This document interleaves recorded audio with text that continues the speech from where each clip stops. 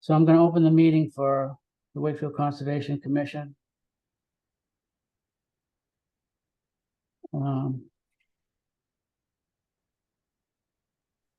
Hey, Jim, we're getting a good view of your shoulder. You do. Only your right shoulder. Hmm. I need to re-aim your camera a little bit.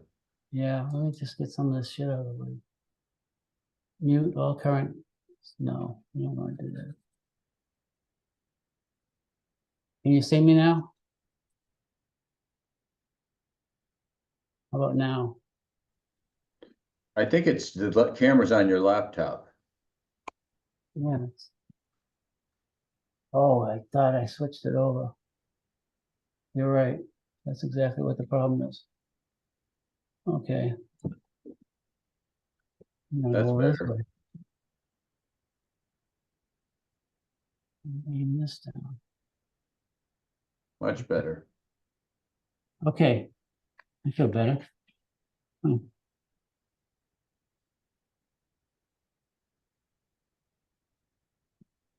Okay, so the first item we're gonna do, we're gonna do a roll call. So let's, when I call your name, I guess, we have Paul, Yes, I'm here. Haley. Is Haley here? She's Don't running see her. late. She's gonna be here later. All right, Ken Here. and Eleanor. Here. Okay, thank you. The That's first item on the agenda is to approve the minutes for April. August 20th and September. August, right, August 20th. Does anyone have any questions about the minutes? No. No, those were acceptable. Okay, so can I have a motion to accept the minutes? I'll move to approve. In a second, please. Second. All in favor by roll call? Paul, Yes. Ken, Jimmy, I wasn't there, so I'll recuse myself for both. okay, fine. Eleanor Yes. and me, so we're all set with that then. The next item on the agenda is 94 Butler Ave, which has been continued to August 20th. The following item is, this time is it? Plenty of time. 50 Audubon Road. The request for determination of applicability for the construction of a handicapped accessible ramp within 100 feet of a wetland. Jim, Salem Street is on first. What is? Salem Street, the ANRAD.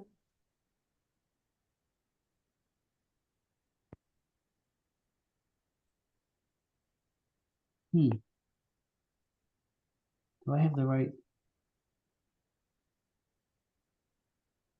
Okay.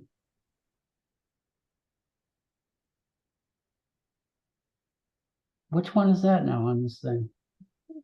It's at the very top, right under minutes. That's Butler Ave. I get the wrong one. Let's keep going. Preston and New Salem Street, Jim. All right, why don't you start on that one? I got a paper here. That's Maybe enough. Ken can take over for that one. If he would, please. So, Oh, here it is. Judy, this one's for Preston and New Salem? Right. No, No, it's For Salem Street, the ANRAD for Salem Street. So this is Preston, Salem and Butler are both continued.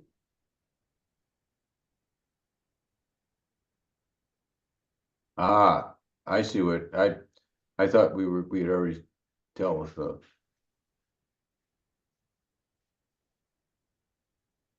Libby's- 484, 504 and 0 Salem Street, the first item on the agenda. Right, Libby's here for that. 13, 645. Good evening. For the record, my name is Elizabeth Wallace, Hayes Engineering. I am their wetland scientist. When we last met, we went over, the wetland flags, that are around 484 and 504 Salem Street. If I may, I'd like to share a plan. Okay. That's Okay. Ken, can you do that? Yep, you can go ahead.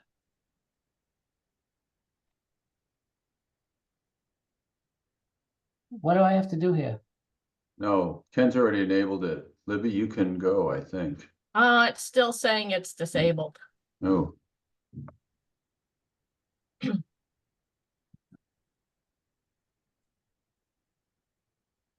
Try now. Oh, here we go. Thank you.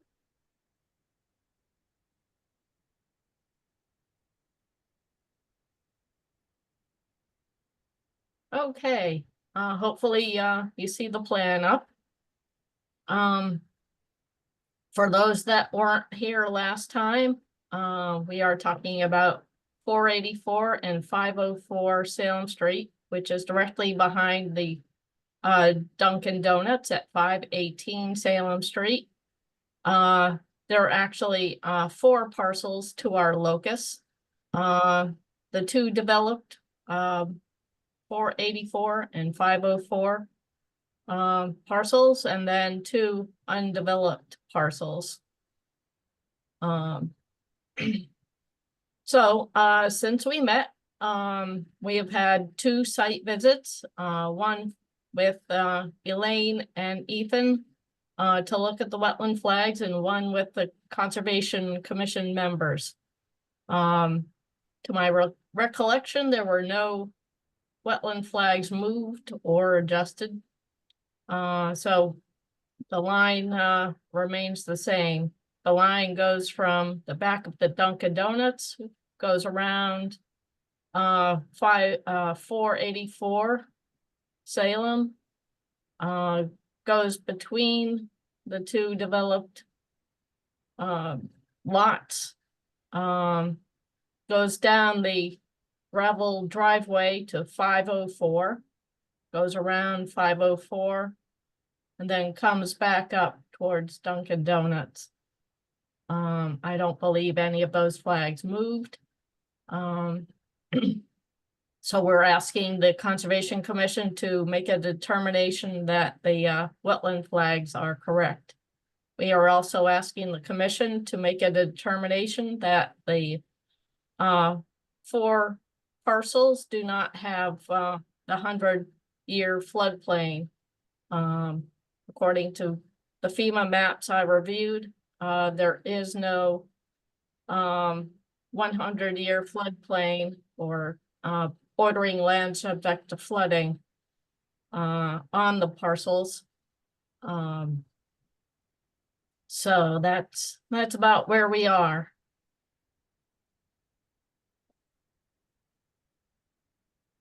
I'm happy to answer any questions. I'd be interested in Elaine and Ethan, just their comments on the wetland flagging. Ethan, do you want to go first? Sure. So we walked around the entirety of the sites and did a few soil samples here and there in places that we were concerned with, but overall we were happy with the flags. Yeah, I'll just add to that, basically the same thing. Any question we had, Libby was able to answer and justify the location of the flag. Okay. Yeah, I did a separate site visit from the rest of the commission, and you know, the one question I had, Libby, is the building at 504, is that one abandoned?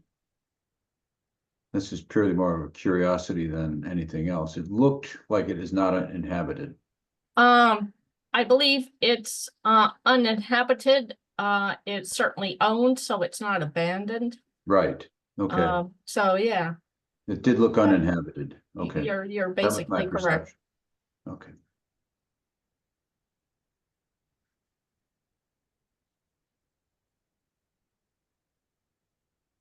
Okay, does anyone else have questions?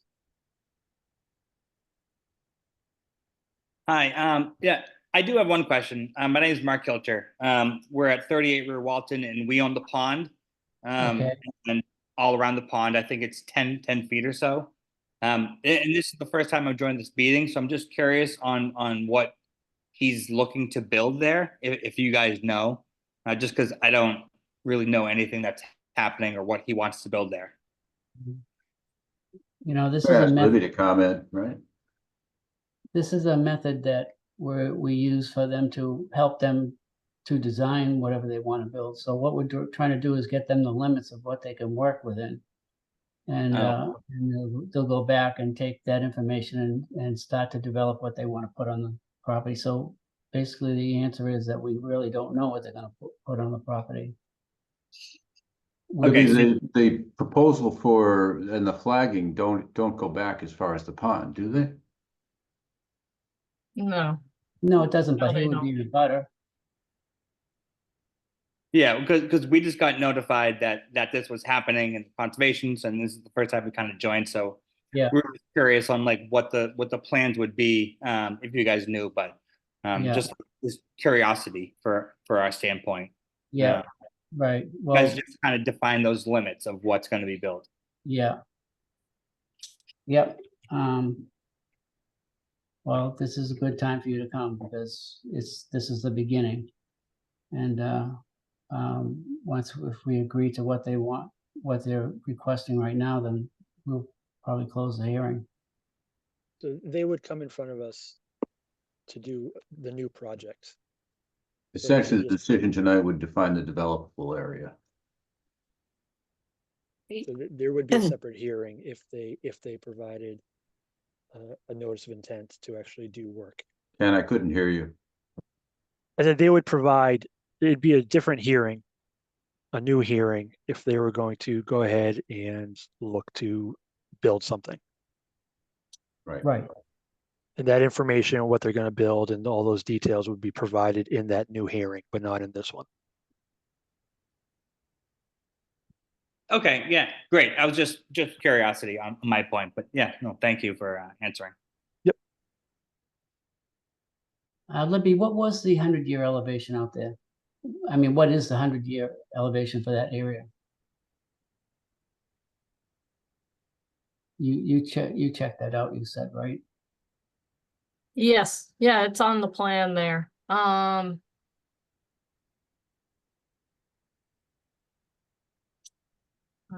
I'll just check it for a moment.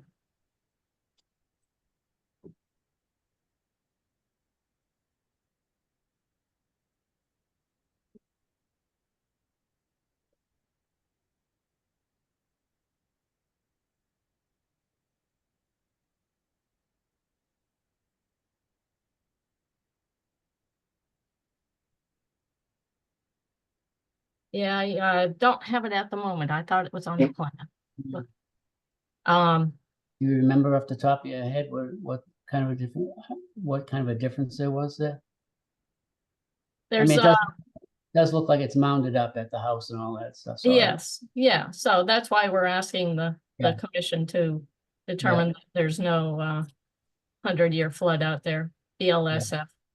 Yeah, It's there's certainly 100-year flood further down. Yeah. right. Elaine, you don't happen to know, do you, off the top of your head? No, I do not. Okay, If it's shown on the plan, hold on. Let me pull the file. I'm not disagreeing with you. I'm just saying, I'm just curious to see what kind of elevation difference there was. Yeah, I could pull My up question the is, Libby, FEMA map. here. So here's my question. So we have to, I've got the plan here. We have to write up a ANRAD or an ORAD, excuse me. And there would not be a FEMA floodplain because FEMA would not give a floodplain to this kind of property. But if we have a 100-year flood elevation, then we should probably put that on the ORAD And I'm trying to see, I've got two plans here where that would be. What is this? I see something here.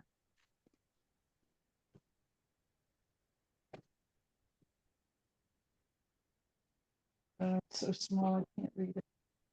179.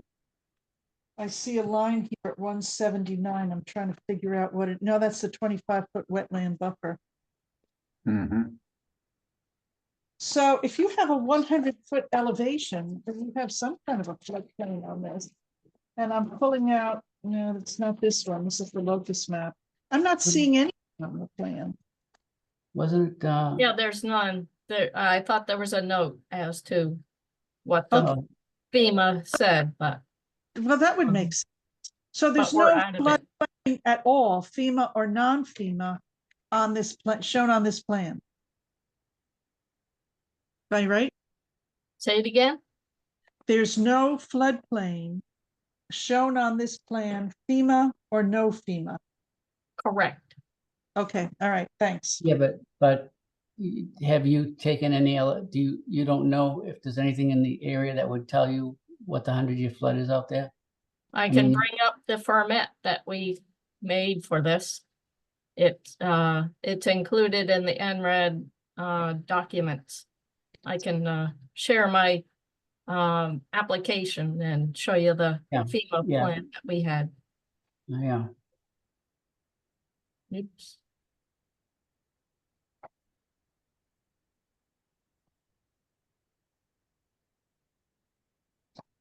Here it is, bordering land subject to flooding.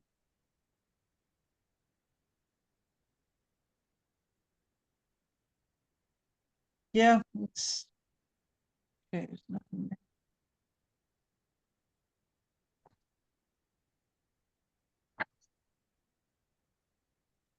there must be a flood elevation somewhere, because you can't say it's not there if we don't. Well, it's not on the property, so that's our point.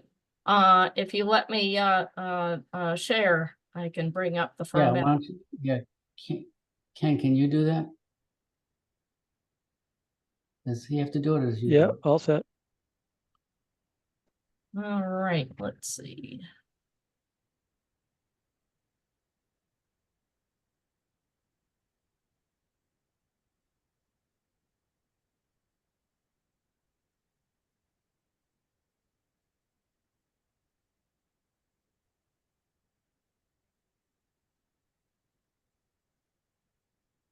Oh, where'd it go?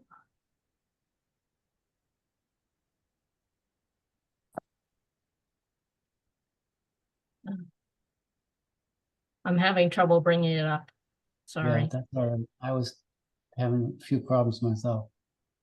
So I'm looking at it here, Libby, and I'm looking at flood elevations that run from 72 feet down to about 61 feet. It appears as if this property is in zone X. It And is the in zone X, yeah, area Zone- of minimal flooding.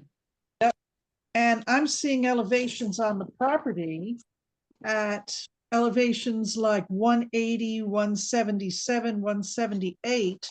Are they on the same datum? Doesn't sound like they could be. Are both of them on NAVD 88? Well, The plan is on Wakefield Wakefield yeah, datum? wasn't there, datum. didn't you send out a correction on that, a letter? I did actually, I'm sorry, I should have said so. And the ferment is on NAVD 88? Here. Let me share the plan. So yes, I'm glad you brought that up. We did amend the plan or revise the plan to say the elevations are based on the Wakefield sewer base datum. We thought that the note that previously was there was a bit confusing. So to get to Gotta subtract And 105. ADD 88, you would have to subtract 105.85. Right, so when you do that, do we end up, I just want to confirm that this, what you're saying to me. If you took some measurements along, just a couple of spots along the BVW line, how does that elevation relate to the 100-year?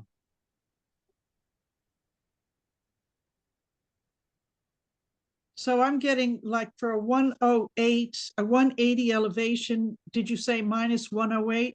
I'm getting 105, 105, 105.85. 105.85. So 180 minus 105. So I'm getting like elevation 75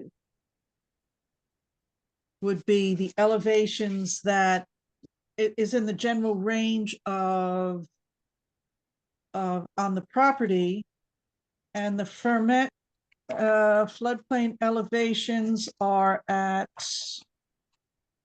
sorry, let me go.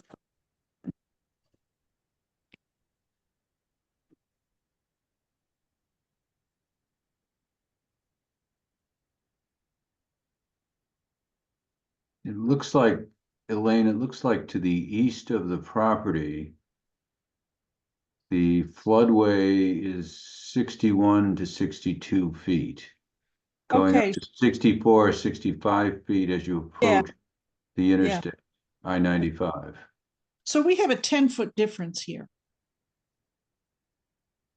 So it's clearly, if you do the math, it's clearly 10 feet above the floodplain, more or less.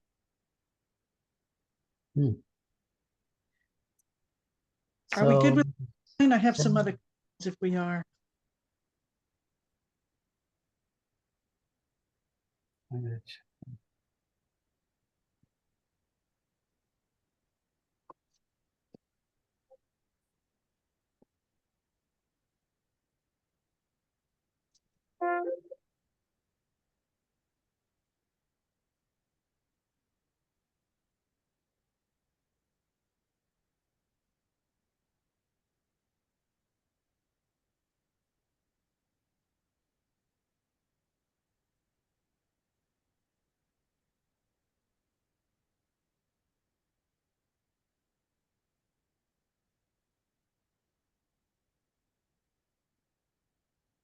okay, so we're going by that one shot and you're telling me it's like a 10-foot differential.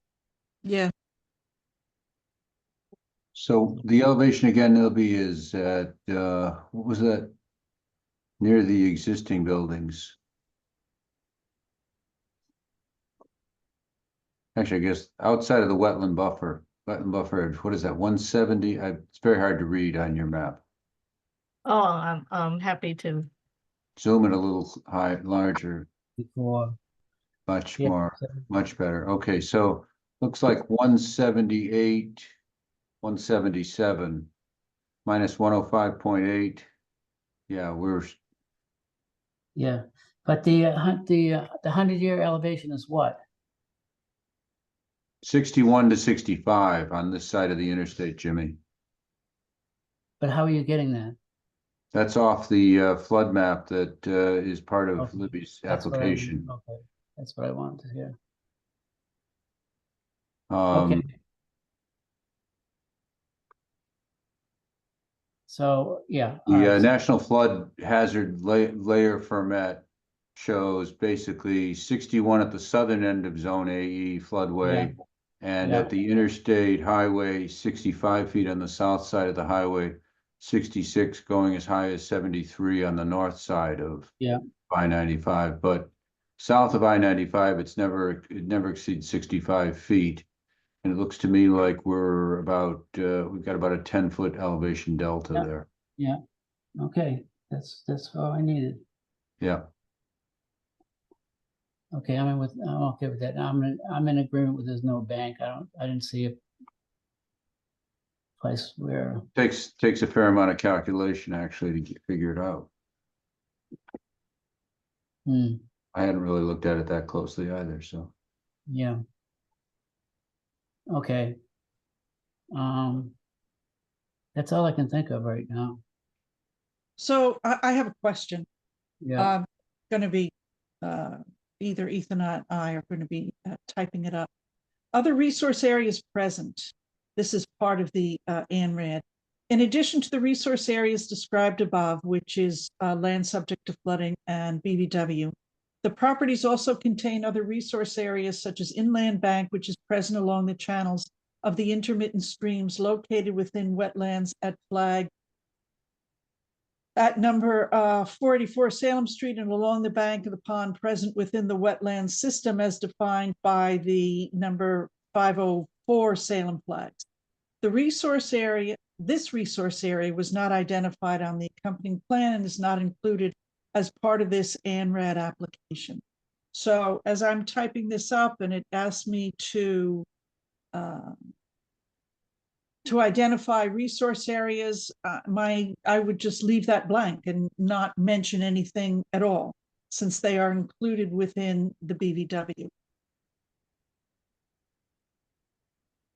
Why were they excluded? They're beyond the wetland boundary.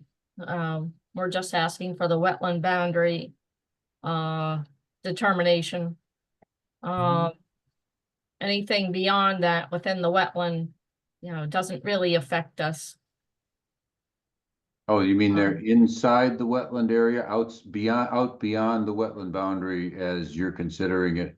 You set your buffers on the other side of the wetland boundary from those areas. Am I correct in my understanding? The buffer, yes, the buffer is on the upland side, so we're And only, these were on the lowland side. correct. Okay. So I'm just going to leave that blank, all right? Everybody okay with that? you're just gonna address the three that he was talking about.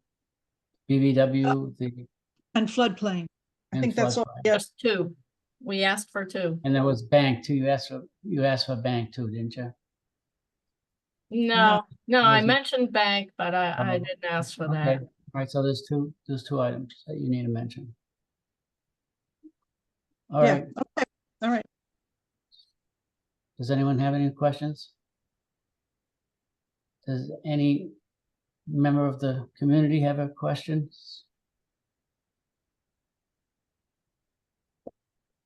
There's a few people here that I haven't heard anything from. Does anyone have anything to say? Hi, Jimmy, it's Haley. I'm on. I jumped on a few minutes late. I don't think I have any additional questions on this stuff. Okay. Okay, and that goes for the abutters that are here. Any of them have a question? Okay. If there's nothing else, I would say we can close the hearing.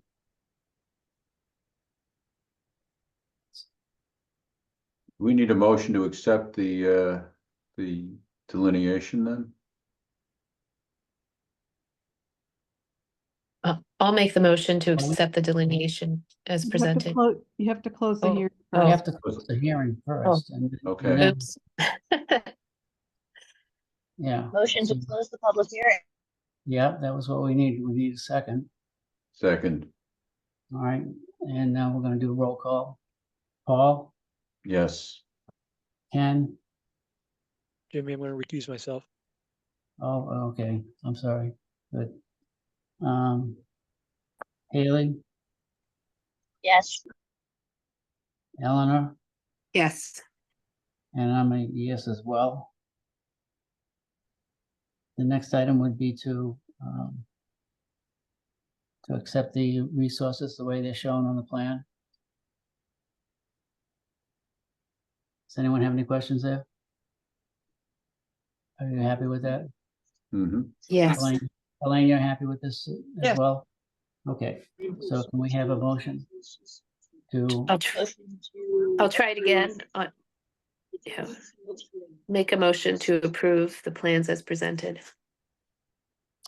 okay, And that as well. okay, do we have did you give a second, Paul? Yes. Okay. So let's do a roll call. Ken's out of it, so Paul, Yes. Haley, Yes. Eleanor, Yes. and I'm a yes as well. Okay, so that's it for that one. And you're gonna confirm that there's no BLSF on the property, right? Yeah, Lisa. So Libby, are they looking for a confirmation there is no BLSF, or simply leave it blank and only note the resource areas that are requested? We're requesting an actual confirmation that there's no No voting BLSF license. on the property. Got it, okay. All right, I'll put that on the plan. I'll Thanks, put that Elaine. on red, sure. All right,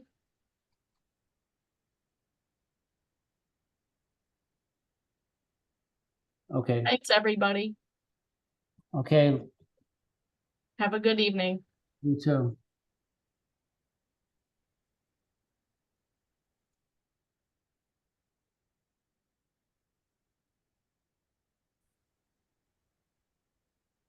Okay, the next item. Who's that? The next item on the list is Preston New Salem Street. No, that's continued. The next one you can do is the discussion for Nablus Road. Okay. This minute, okay, I'm sorry, I see it now.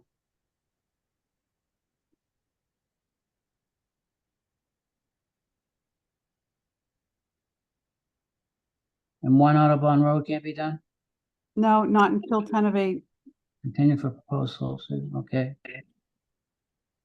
I think we, So we'll do Nablus Way. Oh, someone has something they want to say? This is Chris Boyce, WS Development. I just want to say that one Audubon Road, we have the necessary parties present if you needed to start that early. Yeah, that's discussion. That doesn't have to go on at a particular time. It's not a hearing.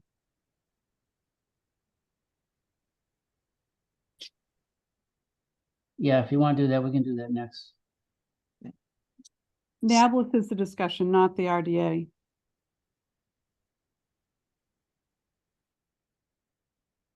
So I had been talking to John Ogren about this, who prepared the plans that I sent out to you in last week's packet. Is John here this evening? Yes, hi, good evening. Okay, go ahead, John. Yes, hi, good evening. John Ogren, Hayes Engineering. With me tonight, I believe, is Saeed Abazara and Kevin Guiney, who's the attorney for Saeed. This is at the building that's located at One Nablus Way. I don't know if everyone is familiar with where that is. It's off of Salem Street, just before you cross the river and the bike path. So essentially what happened was back in, there was an existing building there. There was a tenant that occupied the space, and back, I believe in 2013, they needed to install some air filters, some equipment for filtering the air coming out of the building from manufacturing. And as part of that, they installed a concrete pad. Through that process, they indicated to me that no one gave them any direction as far as one of the permits they would need to get would be from the Conservation Commission. So they went ahead and installed this concrete pad and this filtering equipment. Going forward, so that's been installed. It's been there for 10 plus years, and the tenant is actually moving out. So it's something that I believe the owner would like to get cleared up. So there's some options, and it's really, we're here tonight to kind of discuss and maybe get an idea as to how the commission would like to handle it. If I can, I'd like to share my screen and show you the plan. Go ahead, John. I think I saw it.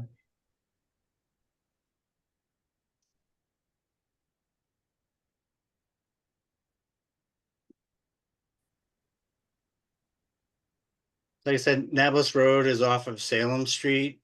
Mhm. It's bordered by the Mill River, and then the train track, the old train tracks, or now the bike path kind of follows along the river on the opposite side.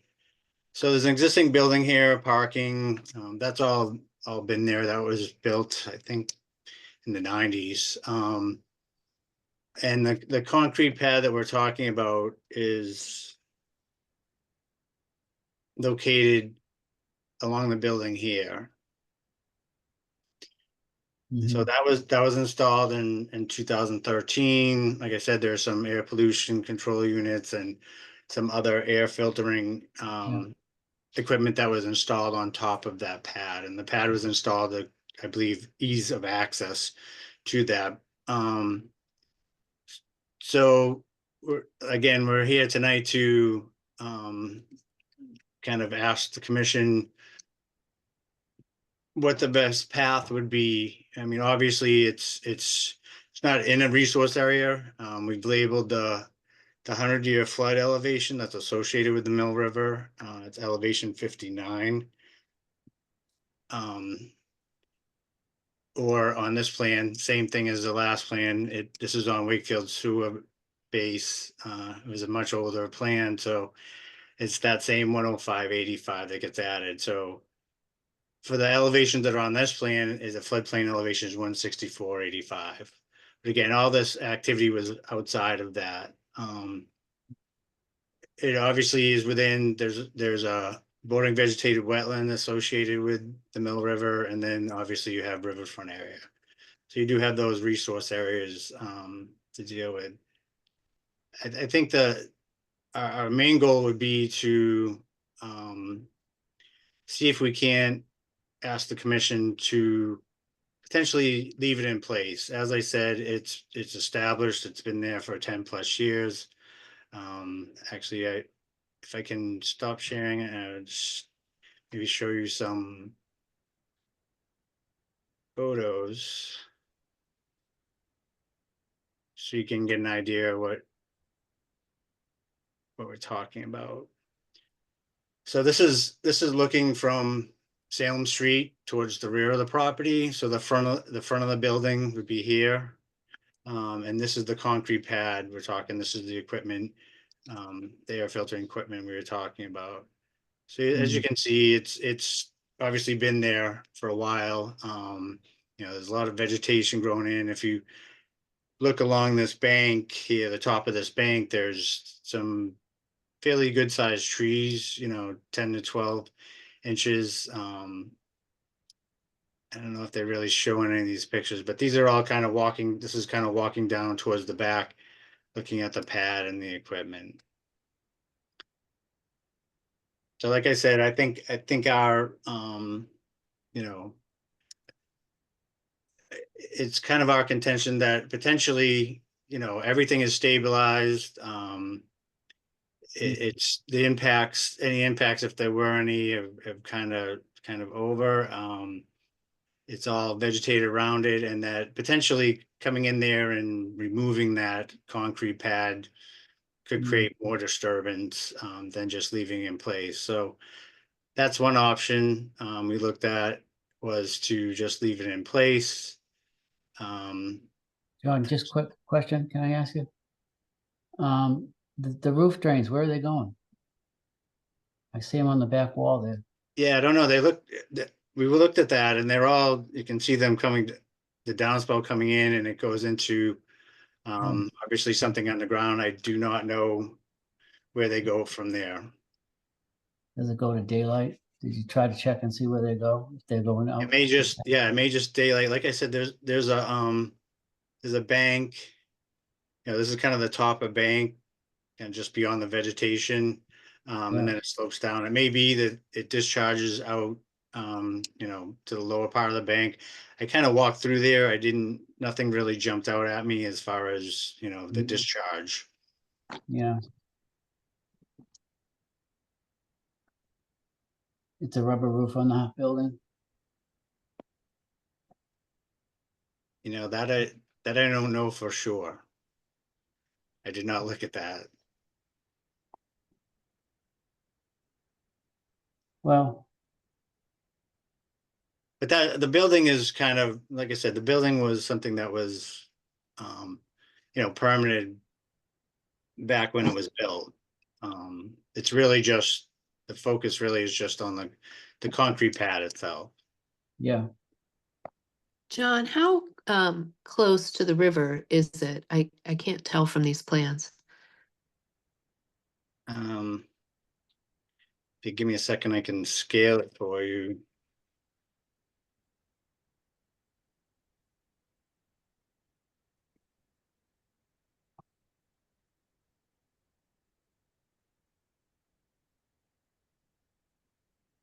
It's probably about 70 feet, I would say. It's not something, we didn't go out and actually identify the top of the bank out here. Because we knew we were obviously within the resource area.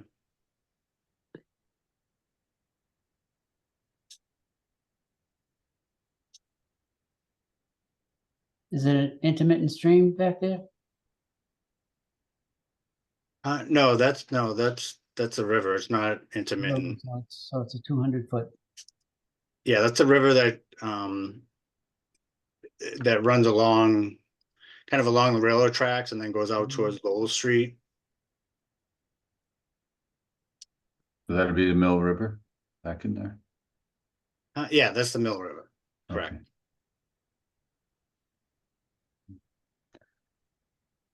Jump So- back. I'd like to ask a question. When we spoke, John, we talked about if the pad were going to be left in place, there would be some plan for picking up the runoff from the back of the parking lot that didn't exist now. Yeah, I was gonna, yep. You're gonna add to that? I was gonna go through so we had submitted two plans, kind of two options. Like I said, one is just to leave it in place and kind of move on. The other option was the parking area now as it is essentially sheets off just into the wooded area, and as potentially kind of some compensation for that concrete pad area was proposing to add a crushed stone trench along this back edge of the existing parking lot, just to give us some treatment before it eventually goes towards the wetlands. And also, there's a potential for some infiltration of some of that runoff back into the ground. So thought that was a way to, it's a little less disruptive. We're basically talking about a 3-foot wide trench, 2 feet deep, excavating that out and filling it in with crushed stone. Well, putting filter fabric and then filling it up with stone. So that would be, a lot less disruptive on the site. That would start at the edge of pavement and be 3 feet off the pavement at the far edge of the trench. Correct. Yeah, one edge would be right on the edge, the existing edge of pavement, and then it would go 3 feet beyond that. What happens to all this equipment that's out there? It's gonna stay in place anyways, or what is the equipment? It's nothing that's leaks oil and stuff like that, is it? No, I believe, and I'm not an expert in manufacturing. I know this front air pollution control unit, it was actually removed after I had taken those pictures, so that's no longer there. This in the rear is still there, and I don't know if it's going to remain, based on who might be the new tenant, or I just don't know enough about that. Mhm. So the current tenant is moving out? Or has moved out? That's correct. I see. Yeah, they've already, I believe they mostly moved out. So the question is, too, is in the future, is this gonna be a place to put all of the mechanical stuff? I don't necessarily see anything wrong with that unless it's something that might leak, or Mhm.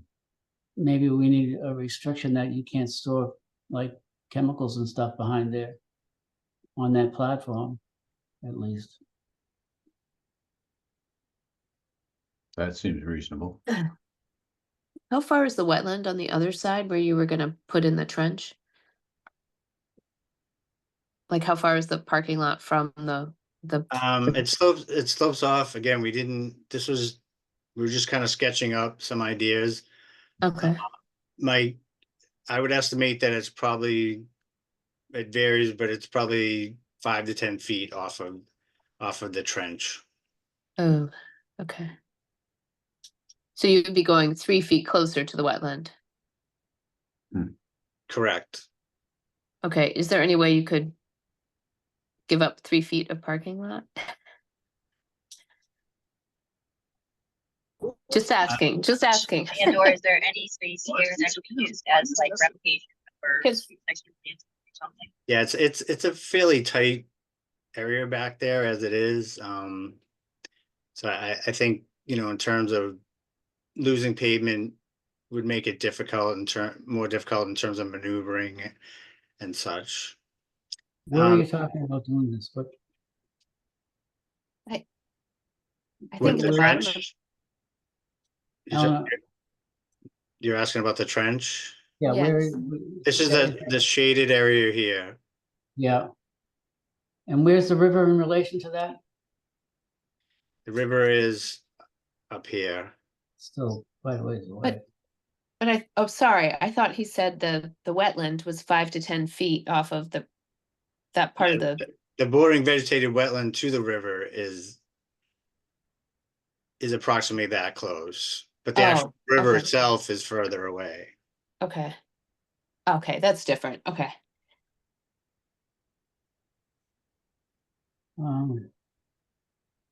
And then we had just, get through this, the last option we have is obviously is to just remove the existing concrete pad and going back in and loaming and seeding that area with wetland mix. And being out there, it does look like it's fairly between the building and there are trees on the riverside of kind of in this area, and does look like it stays fairly shaded in there. You kind of tell that by the concrete. There was, kind of not necessarily moss growing, but it looks like it stays wet. Mhm. So it probably doesn't get a lot of sunlight in there. But this would probably be the least, this would probably be the most intrusive, to the riverfront area and, you know, honestly, the least desirable. Mhm. John, could you back up to the prior drawing that you just showed with the trench? So the dumpsters are going to be moved out of that area where they're sitting pretty close to the wetland edge? In either case, is that what I'm reading? Oh, no, they're just saying we had located them and then we went back again, the dumpsters had been moved, but I believe that's the general area that they store the dumpsters. I see.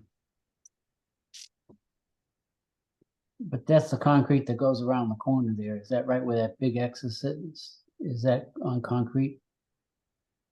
Yeah, yes, the concrete pad comes around the corner. Yeah. But it looks like two of the dumpsters do not sit on the concrete. Are they just sitting on soil? Yep.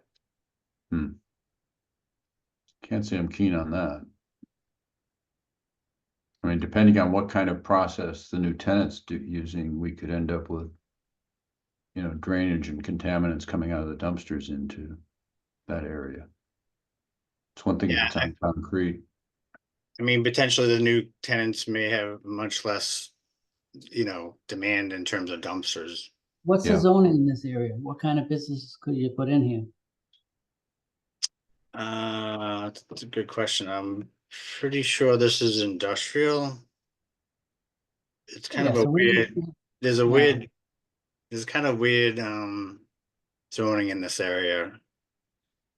Let's see if I can bring that up.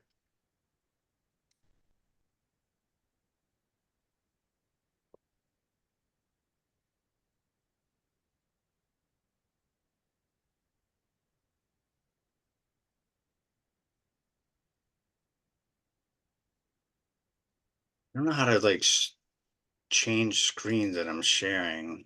I'm lucky I can get in there. Jimmy, you gonna help me with that? Yeah, I'd love to. I don't think I don't think we have enough time. Yeah, so out in the front along Salem Street, it's the darker yellow, so that's general residence, and then it goes to single residence, not on our property, but to the east, and then from kind of the cul-de-sac back, it's industrial. Uh-huh.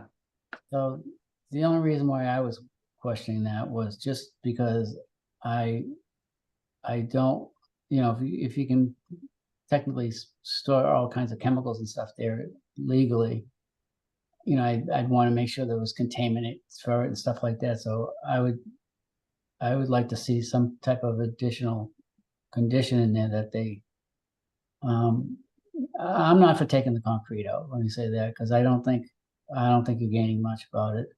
I would like to know where the leaders are going from the roof. Although I understand it's still clean water, but and maybe it's not going to daylight at all. It looks like the vegetation is very healthy back there. It looks like it would go right up to the building if it could. So I'm not too worried about that. Agreed. Yeah.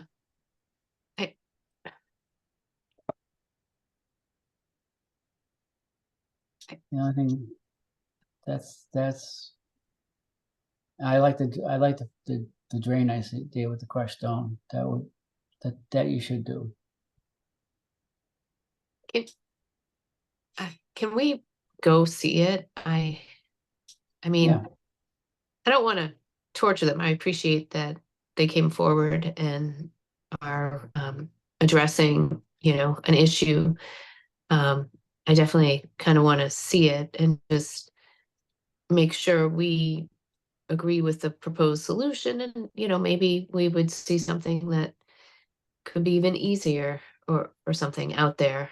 But I'm inclined to agree with you that tearing up that small area probably would do more harm than good. But anyway, that's all I have. I'd love to see it.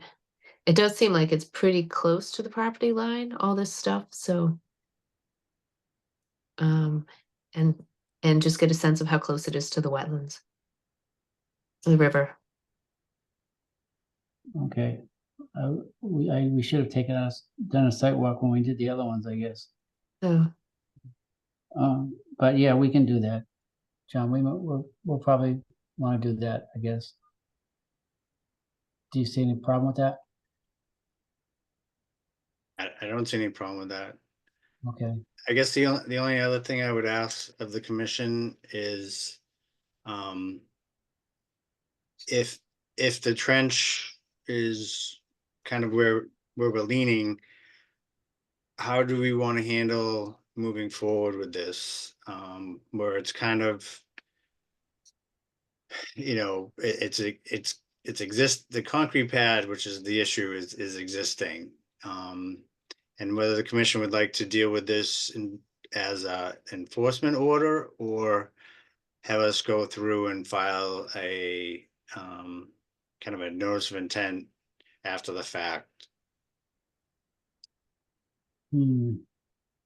Elaine, any recommendations? DEP is leaning towards having unauthorized work handled through enforcement orders, Okay, which also has the advantage of being a little more flexible. But that's according to the latest DEP webinars, that's the direction they're heading in. Would that allow us to put that restriction on it? So like there's no chemicals stored there, things like that? You know, that was so garbled. I'm sorry, I didn't get any of that. I think Sorry. Haley was asking if, Would doing that still allow us? Yeah, just to put that restriction to make sure that they're not storing any chemicals or anything like that. back Yes, there. you could do that under an enforcement order. I think I'd say go with the enforcement order. I mean, it would just tie everything up. You know, so it's take care of both things, put the trench on it and put a recommendation for the slab. I would be okay. I don't know. How about anyone else? Paul? Ken might. if we can subsume all of it in one document, I'd say that would make sense, yeah. Ken, what do you think? I do agree with Yeah, Eleanor that I'd like to see the site. Yeah. I agree with the enforcement order. I don't think it presents a hurdle to anybody by Yeah. doing it that way. Okay. Well, why don't we're gonna do that then? I think, could we get a site walk scheduled for in the next couple weeks? Yes, Let's pick a date. on a so- weekend. On a weekend. Give me a date. Not I'm not around this weekend. not this weekend. It's town day, but the following weekend. 28th, maybe? 29th?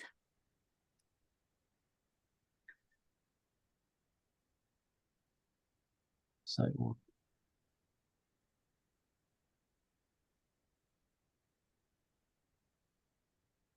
Okay. John, you're okay with that? You okay with that? The Morning of the 28th? 28th or 29th? Well, Yeah, which let's is- do the morning of the 28th. You wanna do the 28th? That's what I'm looking at right now. I'm on the right moment. Okay. Everyone else okay with it? What time? 28th at 9, 10, 9:30? Okay, Jesus. I How about 9:30? base it on me, but I have a engagement in Arlington that morning until about noon. Did everyone get that? Yes, she Haley has. said she's tied up Yeah. until noon that day. Or who is? Correct. Haley, Oh, you are? What's a good day for you? Yes, until about noon. I can still do that day, but I'm tied up till about noon. Or I can Till- go on my own if that. No, doesn't work till for about noon? You said till about noon? Yes, so the So earliest what- I can do is like 12:30. All right, so if we made 12:30, is that doable? Yep. Is that okay with everyone else or not?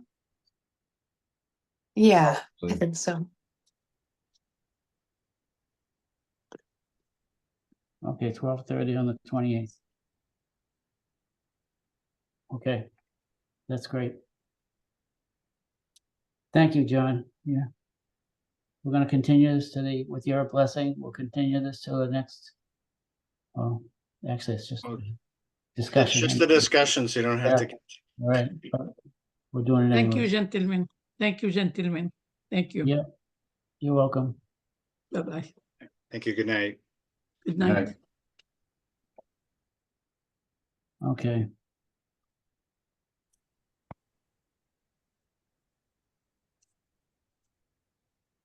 Now what are we on?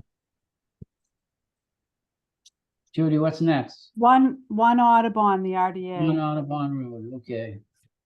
And that party is here, I believe, right? We are.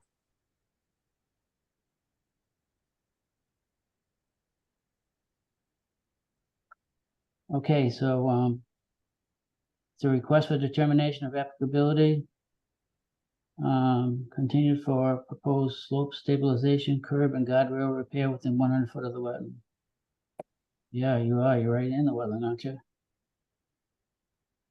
Okay, so can the applicant, present? Sure. We'll turn over to Ryan Roy, who's our consultant and engineer for this project. Okay, Sure. So, just for benefit, a plan has been submitted. I'm assuming the folks here that I'm speaking with, have viewed that repair plan and seen the section view in there. Is that a safe assumption?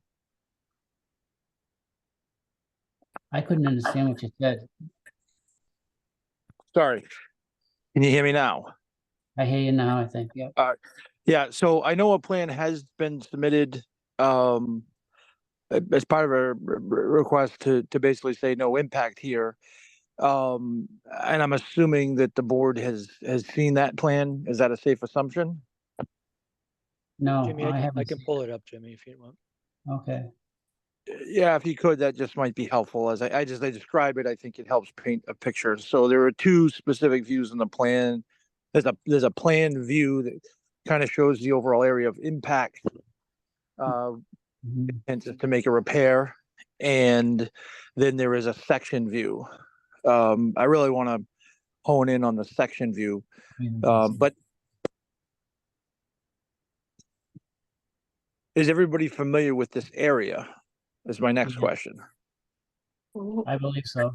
Yeah. Yes. I guess So I was just puzzled, sorry, if the address is Linfield, why the Wakefield Conservation Commission? This part of it is in Wakefield, isn't it? Oh, okay. This This This portion of the piece, project is okay. this piece isn't, yes, Wakefield. So Sorry, thank you. this roadway, has waterways on both sides. There's standing water. It's a roadway that goes through there. As part of its construction, there's riprap on either side, for surface and slope stabilization. I suspect, based on what we're looking at and the movement that's occurred in the roadway, that there maybe some deep-seated organics or clay that exists beneath the roadway in this section that have allowed the movements that have been seen out there. And the movements aren't enormous, but they're enough to cause some cracking, some separation at the curb line, and our recommendation when we review this is to address that so that this problem doesn't exacerbate by letting water go in, cause a further erosion of material and fines, and make for a bigger issue that does impact the wetlands.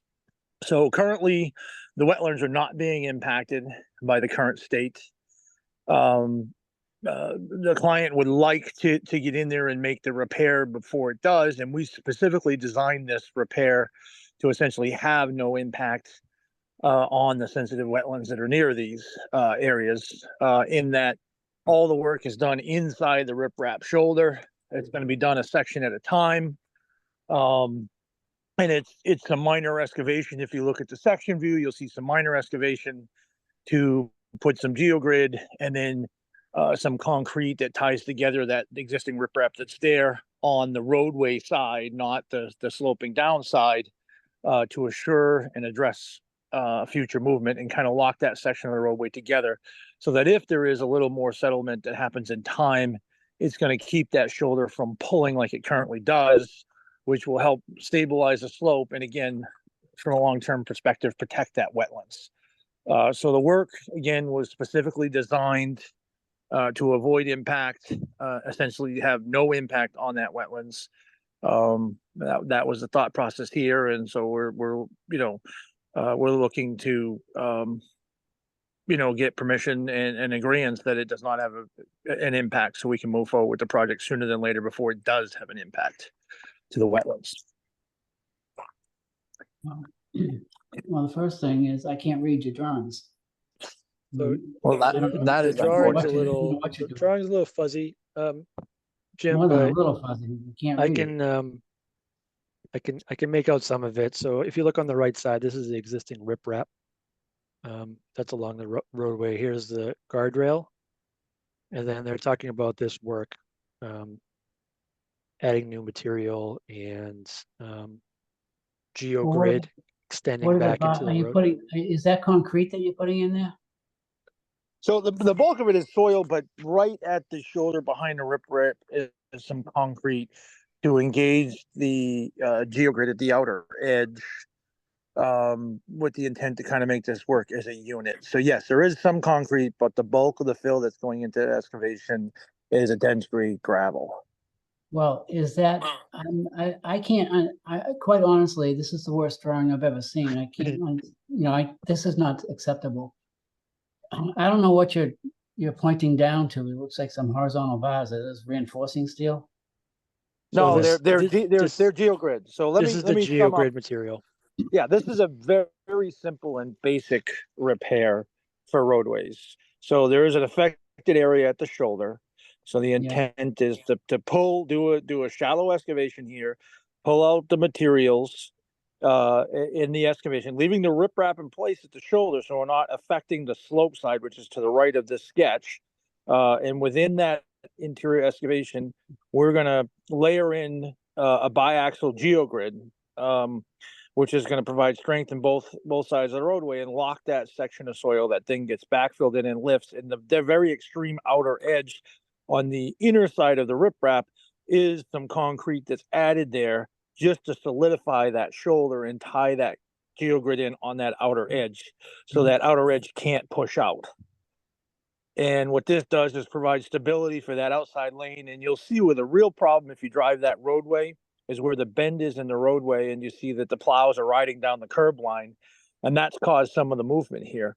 And so this repair engages this grid into all the way essentially to that center line of the roadway, or near that, so it can't pull and push that shoulder out. So there's a two-part repair. One is to eliminate differential settlement that may happen along the roadway in the way of rutting or something on that outer edge. Two, to make sure that these forces from the roadway aren't pushing on the top edge of that riprap slope, further adding stabilization to that slope. And three, sort of tying this whole unit together, so when it sees the various forces, it isn't going to move. So that's the goal here. You know, the impact of this with the way that we've drawn that up, in terms of the impact to the wetlands, is, I'm sure, less than snow plowing in the winter when snow goes over that edge and makes its way down there. And again, it was specifically designed to essentially have no impact on these wetlands. Did you do any soil testing to see what it's like where that you're putting that curb in? I mean, I imagine that there must be some settlement just in the slope itself, maybe, that's moving causing some of this problem. I mean, do you know? Well, I did visually review it. We do know that this area has been filled. We do expect it's a sand and gravel fill, and we don't think it's that shallow fill, even within the upper 8 feet, that's the issue. We think it's at depth where the issue is. And whether it be some clay down there that's consolidated over time, or some organics, or just a weak soil layer at depth, we don't know.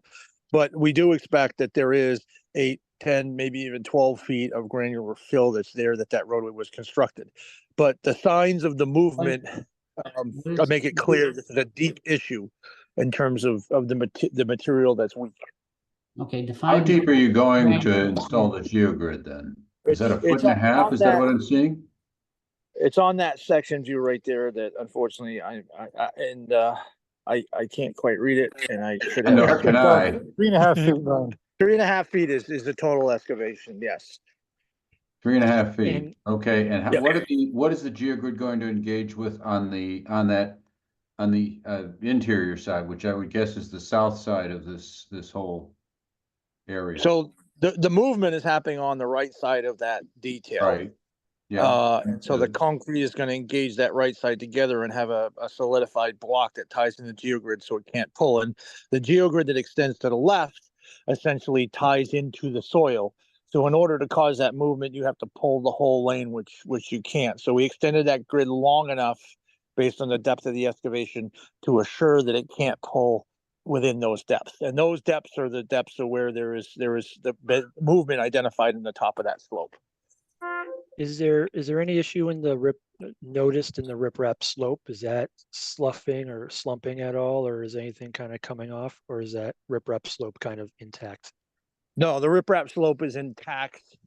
You really can't, if you solely looked at just the riprap, you really can't see any major signs of movement. There's no signs of cracking within riprap or significant displacement. But if you look on the inside shoulder of the roadway, you can see separation at the curb line. And, you know, I think some of the movement has been that the separations happen and now water is sneaking down between the curb and the pavement, causing further material to move in a road. So again, the importance of getting this repair done and addressing it before you see a much deeper seated issue. But there are no signs of the deep seated issue at this time. Okay, can I say one thing though? I remember when this building went in, and I always thought that this road, this side of the road that he's colored in green, was a fill to make the road wider. So that tells me there might be something between the materials that might be giving you part of the problem. And have you looked at the fact that I'm pretty sure the road is widened. Yeah. So by the way, I'm actually, Jimmy, I'm filling in all these colors. I hope they're accurate. I'm just kind of trying to highlight stuff that I'm seeing. So just to let you know. Okay. I think you're doing a good job with that. Thank you. So with many roads that are constructed in this situation, you can't go out, in many cases, you can't go out and chase all those materials that cause the effects we're seeing here, because you will really be disruptive to the wetlands because you're well below the water line, you're excavating in the wet. So the construction that occurred here is quite common. This particular problem is quite common and probably wouldn't have even revealed itself if there wasn't that bend in the roadway. And so it occurred slowly over time, and that bend in the roadway is what really has made it worse because you're seeing these additional forces from plowing on that outer edge. And I think that's the bulk of the forces that caused the movement here. So again, with this repair, it's to lock in that part where that bend is and provide some resistance for those additional loads to make sure it doesn't want to continue, because this road's been here a while and it's been a very, very slow creep over time. And so this repair provides that additional strength to stop that creep from occurring, as well as sealing up the edge of the road and stopping additional water that can further cause issue. This riprap slope that's there, that thing is almost vertical in spots, isn't it? And it's falling down. Well, I did not, when we put this plan together, let's just say it was 2 years ago now, that's when I made my inspection personally. I recently had somebody out there and they specifically looked at this area and they said it has creeped a bit further. But what I recall from my review is it essentially was constructed at a 1-to-1. I think there were a few places it was a little steeper than that. And anything that's constructed at 1-to-1, and any riprap slope, even as flatter as a 2-to-1, over time, can have a little bit of surface movement of that riprap. But when we did our review, the only area that was impacted is a highlight area on the plan, and the only area we identified that needed immediate repairs or had an instability that was not providing adequate support for the roadway is the section that's been delineated for the repairs. Yeah. Do you have any pictures of this area? What's happening there? Not that I can put up on the screen right now. I think we're going to look at this. I would like to look at this. Does anyone else want to look at this? It's not difficult to get to. Yeah. Yes, can we do it the same day? Yeah, Yeah, why not? might as well. Yeah. Well, so your intent is not to have to touch the toe of that slope, is what I'm getting at. My intent and the intent of this repair was to do essentially an isolated repair in the hatched area that's shown in the plan view, where there's been extreme separation at the curb line and movement. And the intent of that repair is not to touch the riprap slope at all or anything on the riprap slope side. The entire repair is in the roadway on the roadway side. That's the intent. It was specifically designed that way, and it was designed to have a zero impact on the wetlands. And that was carefully considered. And the scope of the project was, not to go repair an entire roadway or anything like that. And we did not see signs that would have suggested that. Now, there may be certainly steep areas within the riprap, but the intent was to identify where there's instability of movement, which is what we did, and come up with a repair that would have the zero impact, which is what we've done. Okay. Wow, is that a floodplain right below the riprap with that stream? That big That's marsh. a water. It's not a floodplain. That's a waterway on both Yeah, sides. that's There's a pond that's on that one area side of the road. behind the buildings on Audubon across from the Sheraton. Oh my gosh. You drive across it when you go into the Linfield Market from Yeah. the Wakefield side. Sort of a Okay. causeway with the wetlands on the north side, the wetlands and the river and all the rest. Yeah, it looks like it's built across kind of a unstable area, but okay. The Saugus, that's the Saugus River, right? Just to the right of the curving building, correct? Yeah, Yes. yeah. The end is on the Saugus River where it widens out and then it passes under the roadway. Wow. Okay. But that's all wetlands on the left along the river. Right. I would think it would just erode under the roadway there, but okay, no. I presume there's a culvert where the roadway crosses the river or a Yeah, bridge. Yeah, there is a culvert that's out there. I did look and around there, did not see signs of instability. I mean, this is the, this area that's been filled. I mean, this is a historic thing that's been there some time, has creeped, and those slopes were added at some point. And I think I heard somebody on the board say, I remember when it was done, but my gut says there was a roadway there before. It didn't quite look like this one, but it was there before based on some historic aerials we looked at. So this has been a filled area for quite some time, and a road that just got improved and improved and improved. And since the last round of improvements, it's really, for the most part, held up quite nicely. And based on my review, the only real issue is this corner that we've identified with this isolated repair is required. Sorry, so as we look at this area that you have on the screen, how much of the road, like lengthwise, would you be addressing? I noticed when I was checking that plan, I didn't see a length on that plan, and I couldn't remember, and I was trying to grab it from my server, but I didn't do it, but it's in the 100 or so feet. I don't know if anybody on the team has a better number. The bubbled area that you have in your plan extends from about here. If people could see my screen, kind of halfway through this crosswalk, all the way down to the end, basically. So it's this section right here. Yeah, Ryan. Those bollards appear to be on the photos. Right, but not extending all the way down, extending here, which Jimmy appears to be the riprap, decent slope on the riprap here. I mean, I'd have to look, but it's more vertical down here, it looks like. But so here to here, pretty much. Is there erosion controls plan to be put downstream, at the bottom of the slope, at the riprap, or is there anything planned for that?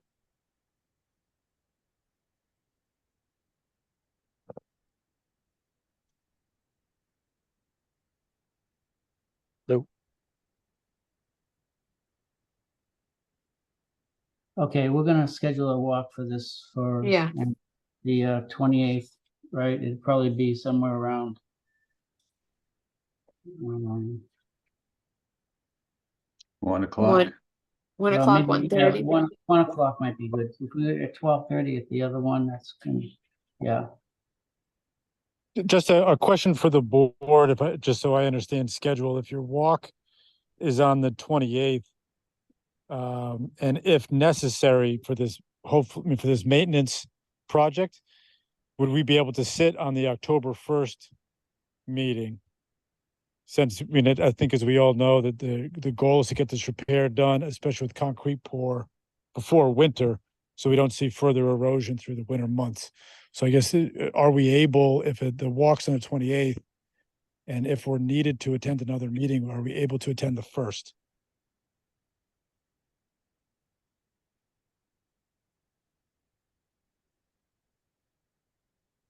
That's the next scheduled meeting, so that's shouldn't be a problem. And no new materials would be needed for that, so Nope. we simply, okay. I can't do it right now. I'm in a Zoom meeting. All right, but I just want to express our urgency that we're worried about winter conditions, and eager to get this done before the winter comes. Want some help with something now? And then just confirming you don't have any, no, like all the equipment would be on the road, like access would be via the road. Yes, all that's correct. Okay, okay, everything, okay, perfect, okay. How long is the work expected to take? 1 month, we anticipate maybe slightly less.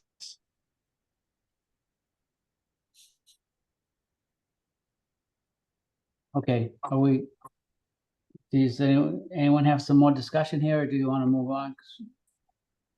No, I think we can move on. I think we just see it and see if there's any conditions that we want to include or, agree Okay. that it's, yeah. Yep. Okay, so will we see you out here on this sidewalk, Ryan? Was it Ryan or Kristen? They here? I'm sorry, what was the question? Sorry, yes, I- Brian can certainly be available on the 28th, to do the site walk with you. You can, I mean, in real time, if you want to ask questions, Yeah. you can ask and they can be That'd answered. be good. We can look at things together. Be Yeah. glad to do that. Just do me one favor. What was the time? I didn't catch that. I didn't jot it 1 down. o'clock. 1 o'clock on the 28th. Yes. So I 28th. will plan to be there. So, we can make it an informative walk and hopefully make this, Yeah. a fairly painless exercise. Meet Okay, at where, at the parking lot to the west of this?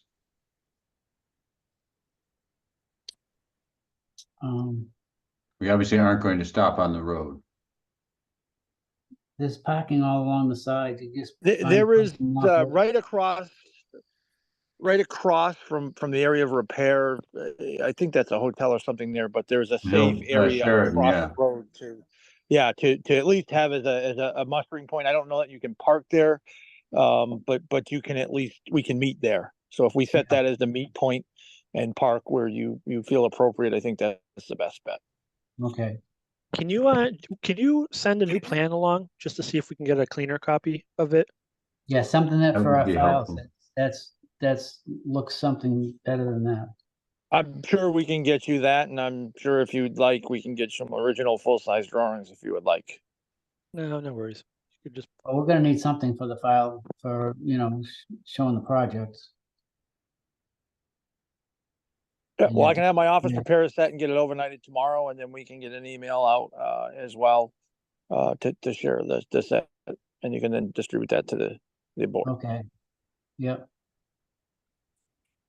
All right, that's good. All right, I guess we're all set for tonight. Fantastic. Thanks for your time. Okay. Thank you. Okay, so, we want to have a discussion about the bylaw. Is that next on the agenda here? There's Judy? nothing new on that. Nothing new on that? Okay, Can I make a suggestion on that really quick? I know there's nothing new, but keeping in mind that we will have to present it to the public, I think I know the technical pieces of the detail are hard to discern sometimes reading through it.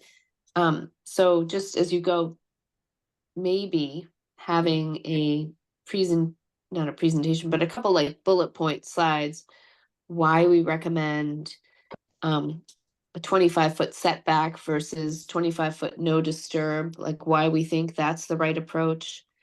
I think at the last meeting when we discussed this, I believe Elaine had some thoughts about performance standards. I don't know if those have changed. And I don't know if any, but those kinds of, you know what I mean? Like why we would have performance standards, a couple of bullet points. And then I think it makes it really helpful to have that sort of high level perspective. And then we can kind of review the plan and comment more effectively or opine on it. Does that make sense?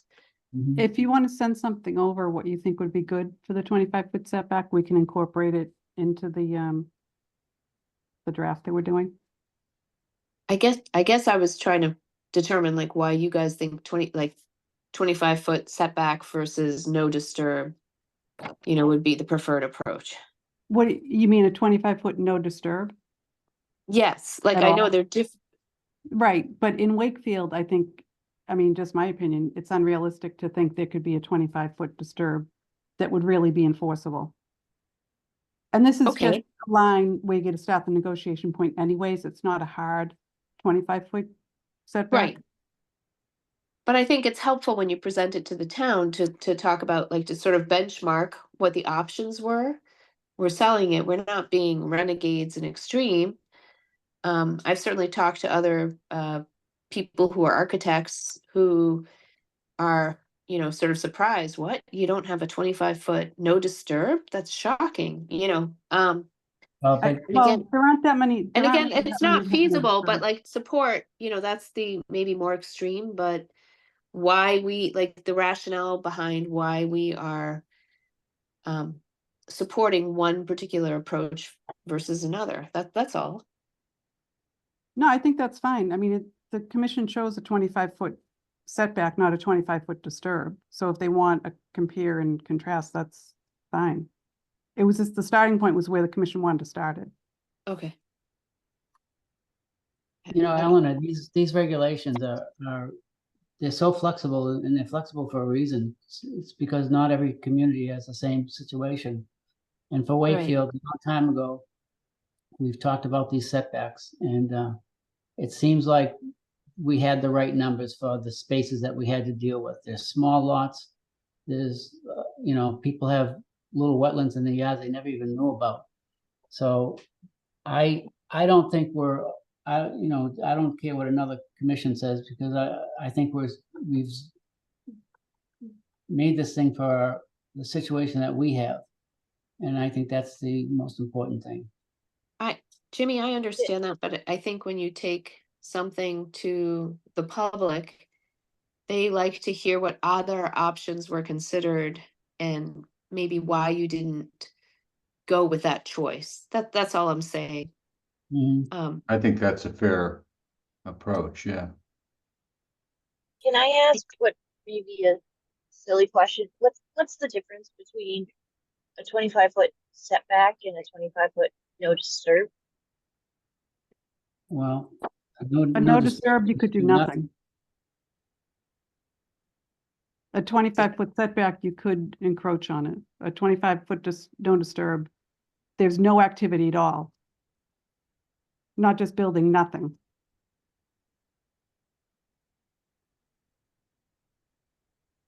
So I think that's important to like emphasize, hey, we're, supporting a flexible approach. Other communities in our area have a 25-foot no disturb.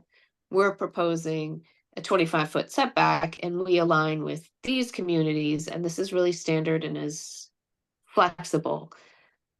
Again, like it's just sort of explaining our thought process, not coming to and for us to understand internally as well, based on Haley's question, not just coming in with one option, but I think it's important as a public body, we kind of consider different options, and we go on the record and we say, hey, we considered these things, and ultimately we chose this because, and that's all I'm saying. Do you want to have a no disturb option? Because that wasn't discussed before. So if that's gonna, I mean, if you want to have a no disturb option, we can weigh out different. It just wasn't part of the discussion before. So if that's what you want, we'll kind of change the. I would like to understand why the commission, being new, and again, Jimmy, you just said it, but I think people in the public would want to understand too, why we chose, the 25-foot setback versus the no disturb, and what the distinctions are. That's all, that just demonstrating we were thoughtful and complete in our approach.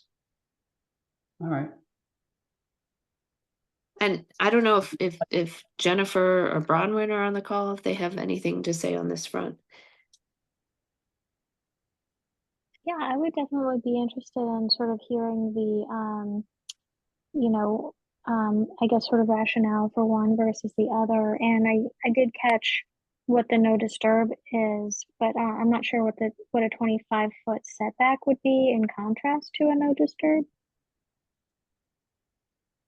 The 25-foot setback, you'd still be allowed to encroach with landscaping, with building. The 25-foot no disturb, you wouldn't be allowed that. So you could get a variance for a 25-foot setback to build closer, but with a no disturb, you wouldn't be allowed that. I mean, there'd still be a variance process as part of the permitting process.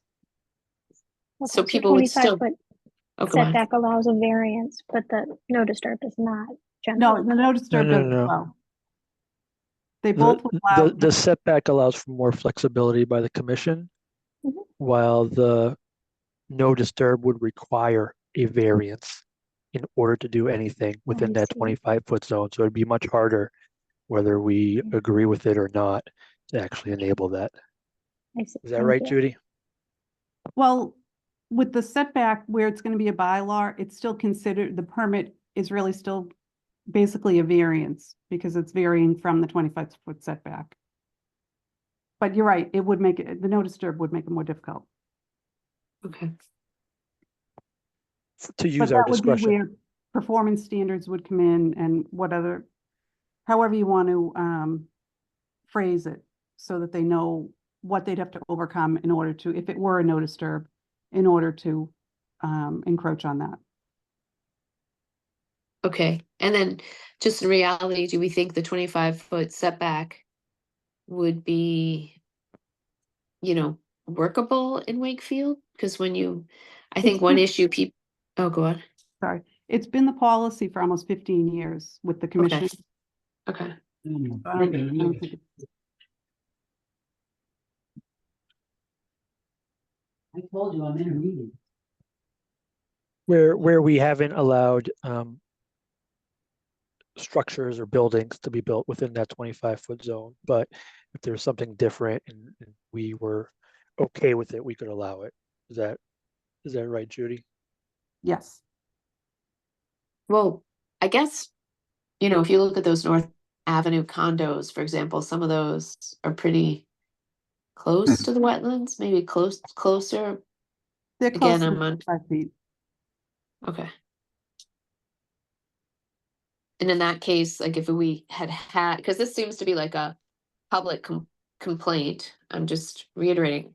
So if we had the 25-foot setback, would that give us more oomph to prevent that, more sort of legs to stand on to kind of prevent that? It depends. The 40B on North Ave, a Yeah. local bylaw is discarded as part of the 40B process, so it wouldn't come into place. Oh. But the 40B had to generally, abide otherwise- by the state regulations. Yes, but if we had a bylaw, it wouldn't be. If we had a bylaw, it would not apply Correct. under 40B, but Correct. the state regulation would apply. Yes, yes. But so like with the examples of Nahant Street and North Ave where, and again, I'm not as familiar with those projects where claims are made they're, 15 feet from the wetland. Is that something that the Nahant Street, state allows? I don't think Nahant Street is that close. Okay. But what is My the state? recollection of North Ave was that it was just a corner piece that was within the 25. Okay. And what does the state require? Like for a 40B? For a setback, they would still have to Yeah. follow the Wetlands Protection Act, so it's up to 100 feet. that you can There's no regulate. no disturb zone in the Wetlands Protection Act. It's the 100-foot buffer, but there's no, you can't build no matter what. That's why we And do the why they might bylaw. be- It does add a little more oomph. It does add a little bit more protection that we could put out that above and beyond the Wetlands Protection Act. That's the point. Okay. So again, I think that's something in a sort of bullet point or PowerPoint, you know, that would be important to incorporate, that it's not really deviating from what we do, you know, our informal policy or what we try to enforce. It's just memorializing it and giving it more oomph. Well, you know, if you're gonna put this bylaw in, it has to be more restrictive than the Wetlands Protection Act. That's the requirement. So no matter what you do, it's gotta be a little bit more restrictive. Okay.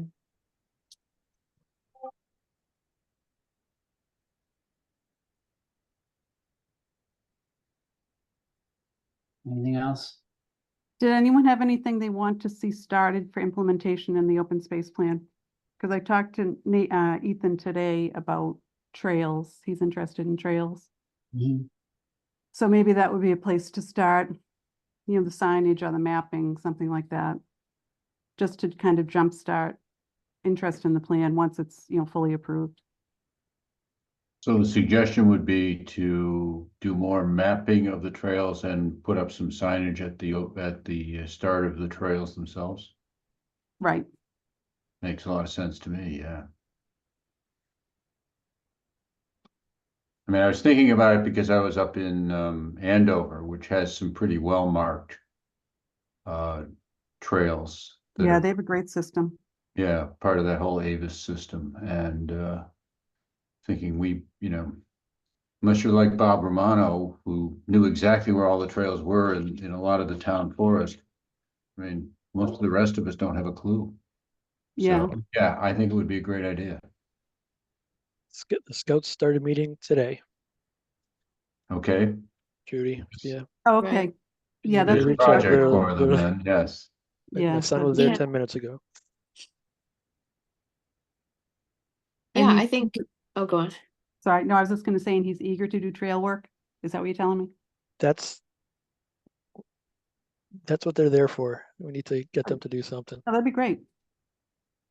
I can't speak for them, but No, they're no, no. a No, I resource that understand. should be Yep. tapped on, I think. Yeah, I would agree. Who's that, Ken? Who are you talking about? Scouts. Goats. Oh, the Scouts. I think it's just important to supervise them and make sure they're not cutting trails right through wetlands. No. They won't cut anything. They would just map it out and then potentially make signage as part of their project. They would, Okay, if they do clear, they come in before us typically. okay, They have done that before, and if they do, it's very minor and they wouldn't take down any trees. That's They're okay. not, they're not out there by themselves anyways, are they? No, no, they have mentors out there. there's always leaders.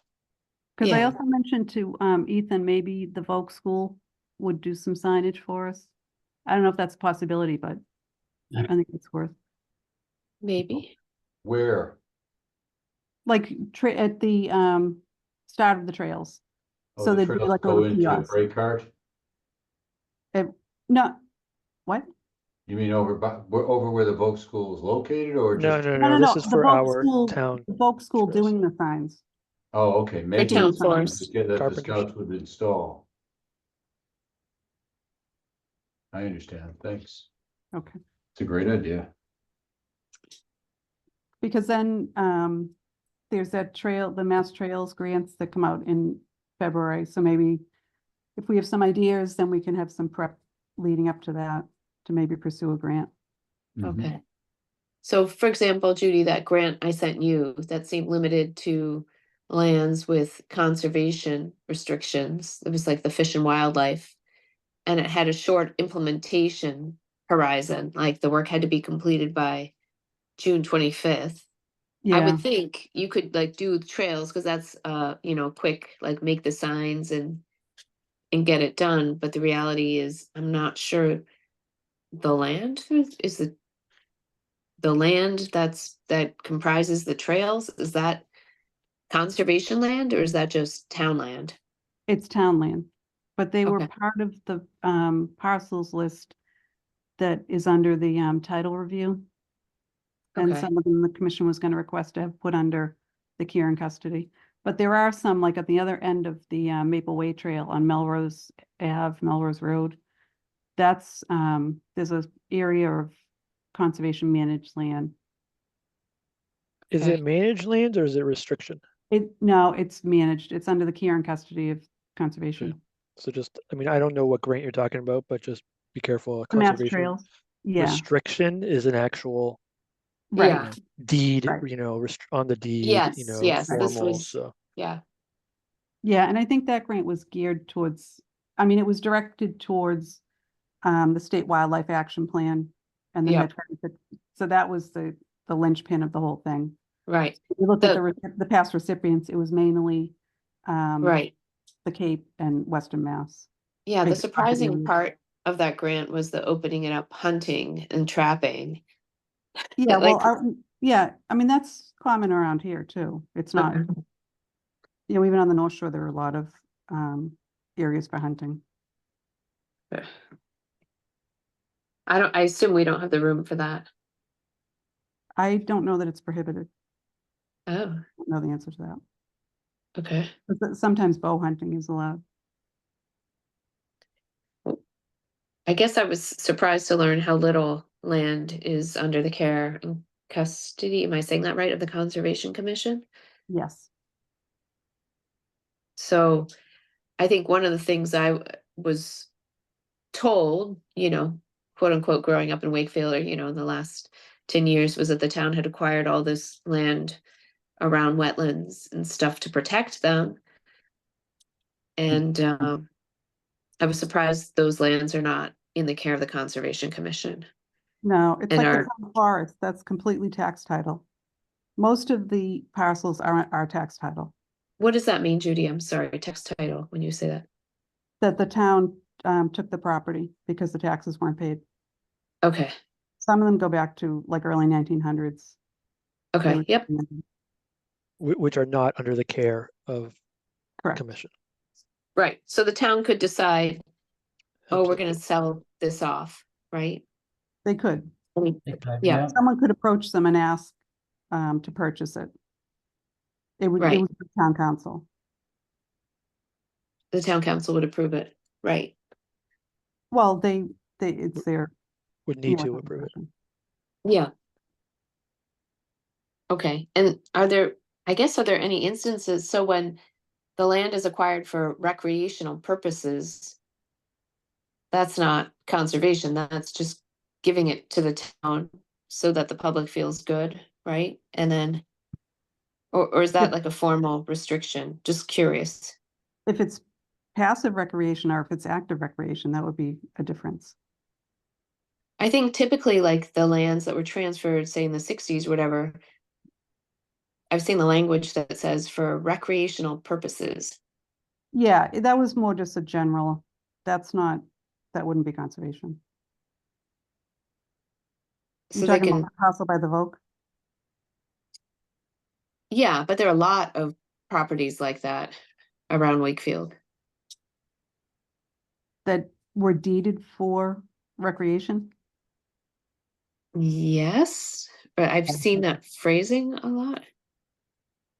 Am I misspeaking? I couldn't tell that the open space plan, and I might have missed it, detailed which ones were, you know, had different restrictions or, Well, the two conservation restrictions are listed, and the Okay. areas that are designated as conservation areas, they each have a parcel that's under the care and custody of conservation. okay.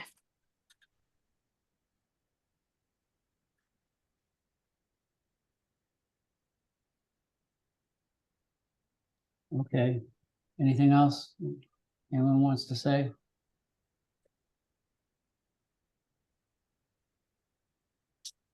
So if anyone has any other thoughts on the open space plan, anything they want to see implemented in the future, let me know.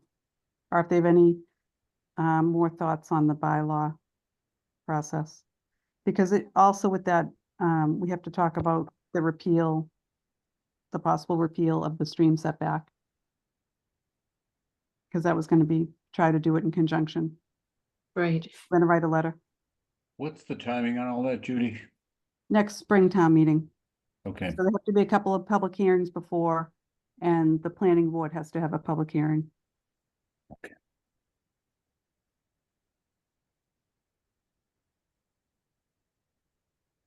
Jim, you were gonna write a letter, remember? Who are you talking to? You were gonna write a letter to the bylaw review committee Okay, about the interest in repealing the stream setback. yep. Okay, Just a reminder, what? just a reminder. Yeah, thank you. Thank you very much. That's really nice of you. I know, I tried. So Judy, Judy. well, can I ask a quick question on the open space plan? There were, and this is super minor, but some of the groups weren't, like I wasn't, some of the terms didn't seem to exist in town. I know that was some that were in the latest draft. I wasn't sure if that was gonna be corrected. Like I wasn't sure what the difference was between a recreation department and a recreation commission, that type of. Well, the recreation department is the entire department. The commission is the appointed, like the conservation commission. We have a recreation commission? Yes. Oh, sorry, I had no idea. Thank you.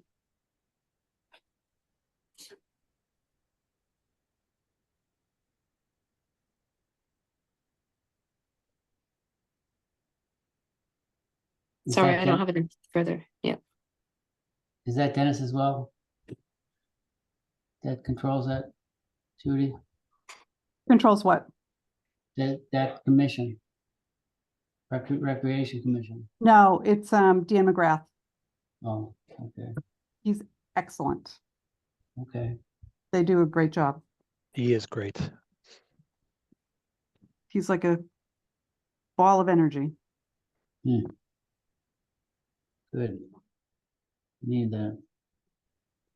All So if right, anything what else else? comes up, I'm hoping to get to a fall town council meeting for their approval letter. So if you have anything else, let me know. For the approval of the OSRP. Yes. Thank you.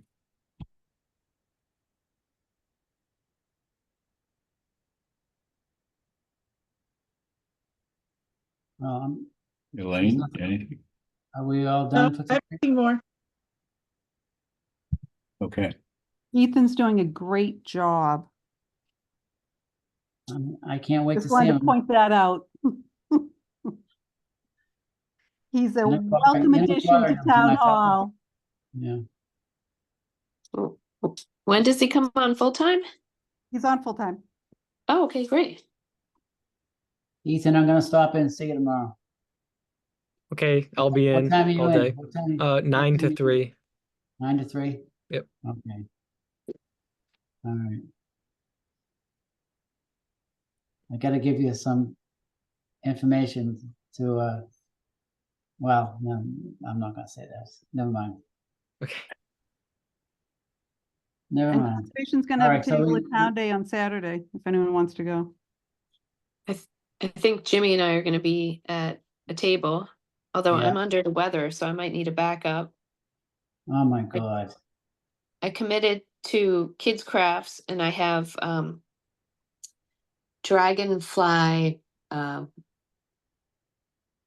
like clothespin. They're cute. I'll send you guys an email later. I made a couple. But the dragonflies need wetlands, and so I Yeah. thought that was a good Yeah. thing to talk about with kids and people. Yeah. And actually, when they dry, because you're applying glue and wings, it actually helps to clip them for a piece of paper. And I found a handout. Maybe you guys have other suggestions, but one was just, I think the Audubon one that's on the website, Judy, that kind of lists the benefits of wetlands that I thought might be a nice thing to give to people.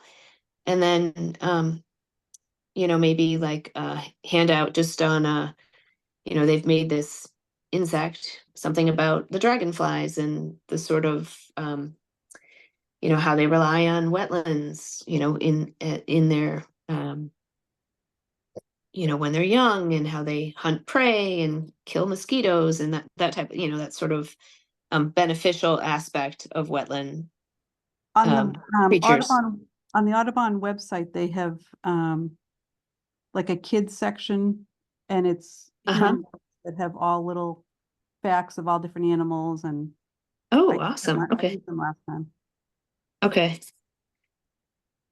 Yeah, I work full time, so if anybody wants to print those out, like they have a place and I don't have to run to Kinko's at 10 o'clock at night, that would be, well, there's no Kinko's anymore, it's Staples, but that would be amazing.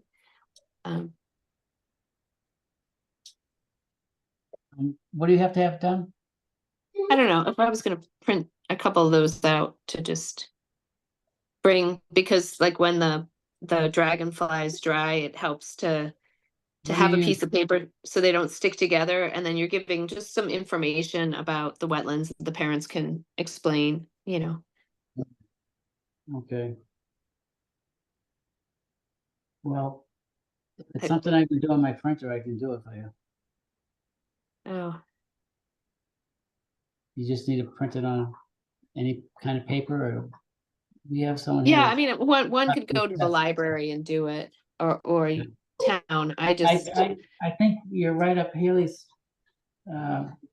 what Haley does, so you could probably, Yeah, Haley, if you want to come and I could join. go It's to right up your Staples alley, isn't it? and print No, things no, no. for you. No, you could join us, but, or if you have time to, I don't know. Unfortunately, I can't. I have a wedding in Rhode Island this weekend. Bummer. Okay. Okay. All right, are we done for the night? I think so. You think so? What? I'll make the motion, Good. close the meeting. I'll Second. Yes, Second. Okay, let's do a roll call. Paul, yes. Ken, Yes. Haley, Yes. Eleanor, Yes. and me. All in the yes. We're done. Thank you.